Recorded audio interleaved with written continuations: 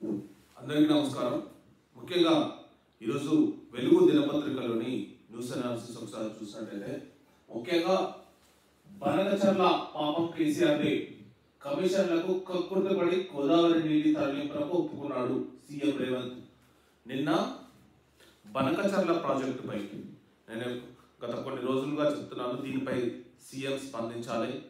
CM అసలు meeting పెడతానే దీనిపై ఒక సీరియస్నెస్ వస్తుంది, అప్పటి వరకు సీరియస్నెస్ రాదని చెప్పాను. కానీ ఖచ్చితంగా నిన్న మాత్రం అఖిలపక్ష మీటింగ్లో సీఎం రేవంత్ రెడ్డి ఈ ప్రాజెక్టును పూర్తిగా అడ్డుకోవాలని చెప్పి మాత్రం అనడం జరిగింది. సో దీనికి మాత్రం బనకచర్ల పాపం కేసీఆర్ ఏపీ ప్రాజెక్టులకు పెద్దన్నగా ఉంటున్నాడు. నీళ్ల విషయంలో అన్యాయం జరిగితే హరీష్ కేసీఆర్ను ఉరిదీయాలి. తెలంగాణ నీటి ప్రయోజనాలకు గత ప్రభుత్వం ఏమి చేయలేదు. సరే, ఇవన్నీ రాజకీయాలుగా ఎవరెవరు ఏం మాట్లాడుకున్నా మనకు సంబంధం లేదు. కానీ ఖచ్చితంగా బనకచర్లను గోదావరి అండ్ బనకచర్ల జీబీ ప్రాజెక్టును ఖచ్చితంగా ఆపాల్సి ఉంటుంది. లేకపోతే నిన్న రేవంత్ రెడ్డి కూడా ఇదే మాట అనడం జరిగింది. 968 టీఎంసీలు గోదావరి నికర జలాలు తెలంగాణకు రావాలి. సో ఈ వాటర్ వచ్చిన తర్వాత మీరు ఏమైనా ప్రాజెక్ట్స్ కట్టుకోండి, ఇది అల్టిమేటం. అంటే 969 టీఎంసీలు నికర జలాలు మనకు తెలంగాణ హక్కుగా రావాల్సిన ఈ వాటర్ వచ్చిన తర్వాతనే ఏ ప్రాజెక్ట్స్ అయినా ఆంధ్రప్రదేశ్లో ఏ ప్రాజెక్ట్స్ అయినా బనకచర్ల కానీ ఇంకో చర్ల కానీ ఏదైనా కట్టుకోవచ్చు. అప్పటి వరకు ప్రాజెక్టు కట్టుకుంటే తెలంగాణకు తీవ్ర అన్యాయం జరుగుతుంది, దట్టు ఉత్తర తెలంగాణకు తీవ్ర అన్యాయం జరుగుతుందని చెప్పి ఒక మీటింగ్ అయితే సీరియస్ మీటింగ్ మాత్రం అఖిలపక్షం మాత్రం నిన్న హైదరాబాద్ లో జరగడం జరిగింది. సో దీనికి అన్ని పార్టీల వాళ్ళు అటెండ్ అయ్యారు అనుకుంటున్నాను తెలిసి.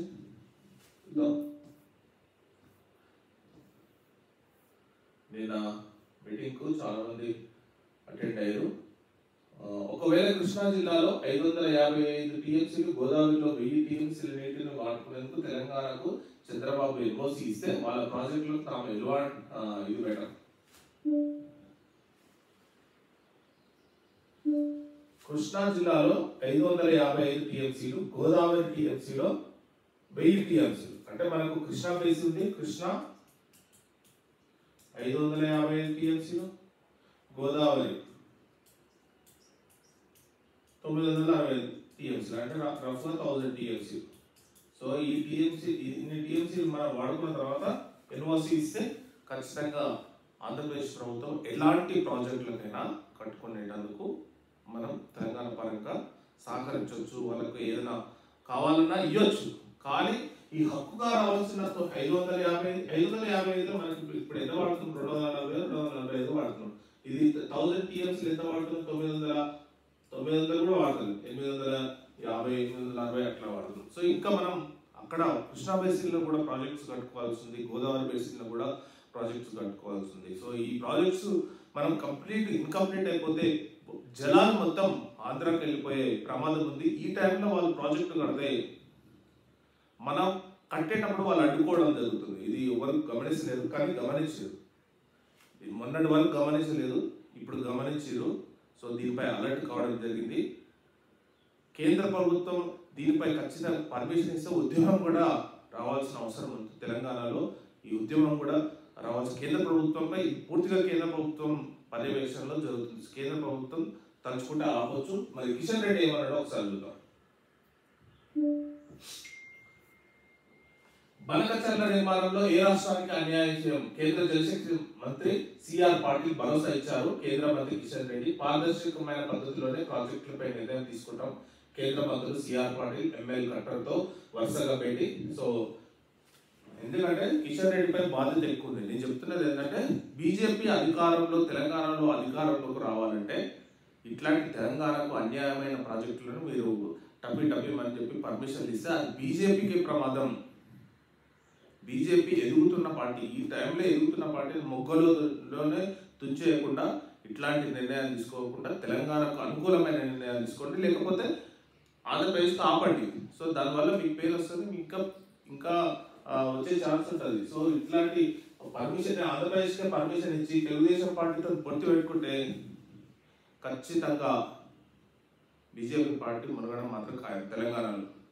మీరు ఈ ప్రాజెక్టుకు పర్మిషన్ ఇచ్చి తెలంగాణలో టీడీపీ వస్తుందంట. సో తెలంగాణ మీకు ఎట్లా పొత్తుంది. సో ఇదే పొత్తు తెలంగాణలో కొనసాగితే మీకు చాలా ఇబ్బంది అయ్యే ఛాన్స్ ఉంది. తెలంగాణతో అది టీడీపీతో పొత్తు పెట్టుకోకు, ప్లస్ బనకచర్ల ప్రాజెక్టుకు పర్మిషన్ ఇవ్వకు. ఈ రెండు విషయాలను మాత్రం బీజేపీ చాలా స్ట్రిక్ట్గా ఉండాలని చెప్పి ఒక బీజేపీ బావు కోరే వ్యక్తిగా నేను వాళ్ళకు సూచిస్తున్నాను అనమాట.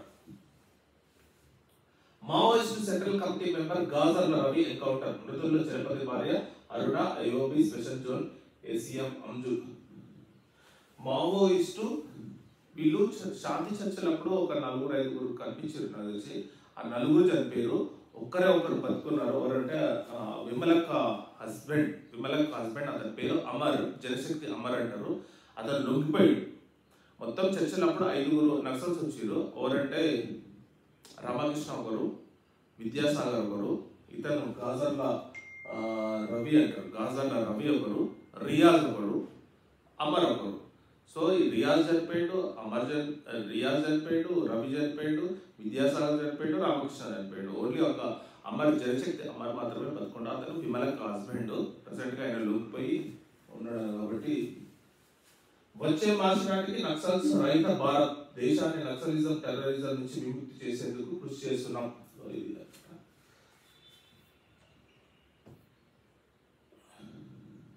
ఇసుక సరఫరాకు బెస్ట్ పాలసీ తెస్తాం, శాండ్ మాఫియాను కట్టడి చేస్తాం. మంత్రి Vivek Venkataswamy.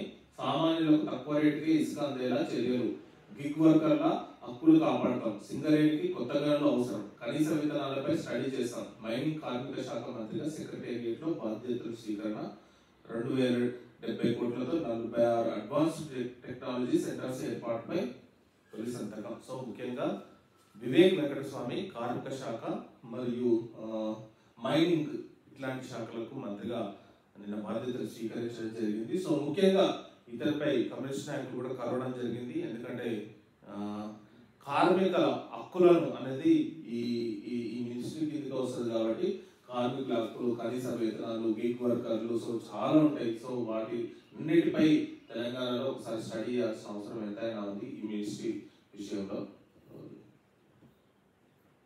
I love Pakistan. Trump America పర్యటనలో ఉన్న పాక్ ఆర్మీ చీఫ్ అసిఫ్ మునీర్కు ఆ దేశ ప్రెసిడెంట్ ట్రంప్ బుధవారం వైట్ హౌస్ లో ఆతిథ్యం ఇచ్చారు. ఈ సందర్భంగా ట్రంప్ మాట్లాడుతూ భారత్ పాక్ మధ్య యుద్ధాన్ని నేనే ఆపాను, త్వరలోనే ఇండియాతో ట్రేడ్ డీల్ చేసుకోబోతున్నాం, ఐ లవ్ పాకిస్తాన్ అని చెప్పి చెప్పడం జరిగింది. సో నెక్స్ట్ ఏంటంటే లొంగిపోయే ముచ్చటే లేదు, ట్రంప్ బెదిరింపులకు భయపడదే లేదు. ఇరాన్ సుప్రీం లీడర్ ఖమేనీ ప్రకటన, మాపై దాడి చేసే ఇజ్రాయెల్ భారీ తప్పు చేసింది, వారిపై కనికరం లేకుండా దాడులు చేస్తూనే ఉంటాం, ఎవరికో భయపడి యుద్ధం ఆపం, రక్తంతోనే సమాధానం ఇస్తాం, అమెరికా దాడి చేస్తే కోలుకోలేని దెబ్బ కొడతాం. ట్రంప్ ఎక్స్ లో ఖమేనీ స్ట్రాంగ్ కౌంటర్, ఖడ్గంతో కోట గేటు వద్ద ఉన్న వ్యక్తి photo post. So Iran supreme leader అయాతుల్లా Khamenei యుద్ధాన్ని ఆపే అంటే ఎవరికో భయపడే, ట్రంప్ భయపడే ప్రసక్తే లేదని చెప్పి మాట్లాడుతున్నారు.